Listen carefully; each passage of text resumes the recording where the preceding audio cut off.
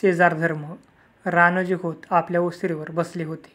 त्यांच्या शेजारी त्यांचा मुलगा पुढ्यात पुस्तके पसरून बसला होता. त्याचे अभ्यासात लक्ष लागत नव्हते. त्याचे सारे लक्ष गलोल तयार करण्यात होते. हातातल्या रबराच्या पातळ पट्ट्या घेऊन तो गोलोल तयार करीत होता. तेवढ्यात शेजारचे हरिबाबा पवार काठी टेकवत आले. त्यांची चाहूल लागतात रानोजी खोत म्हणाले, "या मालक, कसं येणं केलं?" हरिबाबांनी सुस्कारा सोडला आणि काठीचा आधार घेत बैठक मारली. रानोजींनी पुन्हा विचारलं, "कसं काय येणं केलं?" हरिबाबा म्हणाले, "तुमच्या रामूला घडीभर माझ्याकडे पाठवून द्या, थोडं काम आहे." "पाठवून देतो, काही काळजी करू नका," असे रानोजी त्यांना म्हणाले. पण मध्येच राम कुरकुरत म्हणाला, "बाबा, आज मला शाळेचा फार अभ्यास आहे. आज नाही मला जायला जमणार." यावर रानोजींनी आपल्या मुलाला मध्येच अडून म्हटले, "अरे, अभ्यास तर करच, पण आज थोडं कमी खेळ." राम वडिलांच्या धाकात होता. तो काही बोलला नाही. थोड्या वेळाने हरिबाबा निघून गेले. ते गेल्यावर रानोजी रामाला म्हणाले, "अरे राम, आपल्या शेजाऱ्यांनी काही काम सांगितलं तर लगेच असं नाही म्हणू नये. शेजार धर्माला जागून तू त्यांच्याकडं जायला पाहिजे. समज तू गेला नाहीस तर त्यांचं काम अडणार आहे का? नाही अडायचं. दुसरा कोणीतरी येऊन त्यांना मदत करीलच. पण मग तुझ्याबद्दल त्यांना काय वाटेल?" राम थोडा वरमला. काय बोलावं हे त्याला सुचेना.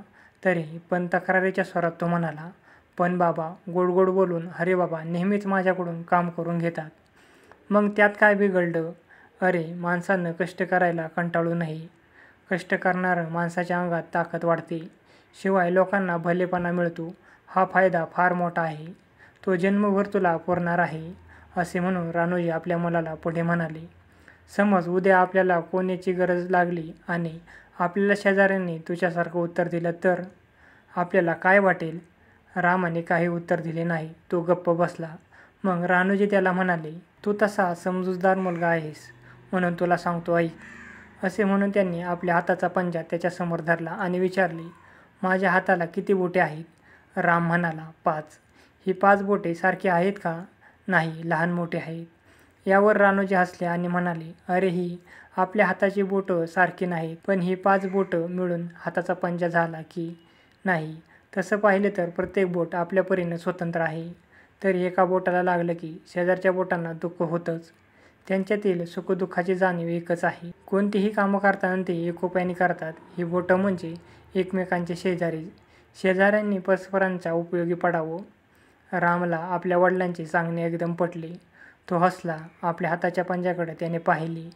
पंजाची हालचाल केली, मुठ दाबले आणि उघडून व तो आपल्या वडिलांकडे बघून म्हणाला, "बाबा, तुम्ही म्हणता ते खरं आहे. मी जातो हरिबाबांकडे. त्याचं काय काम असेल ते करतो." रामाच्या वडिलांना त्याच्या या उत्तराने मोठा आनंद झाला.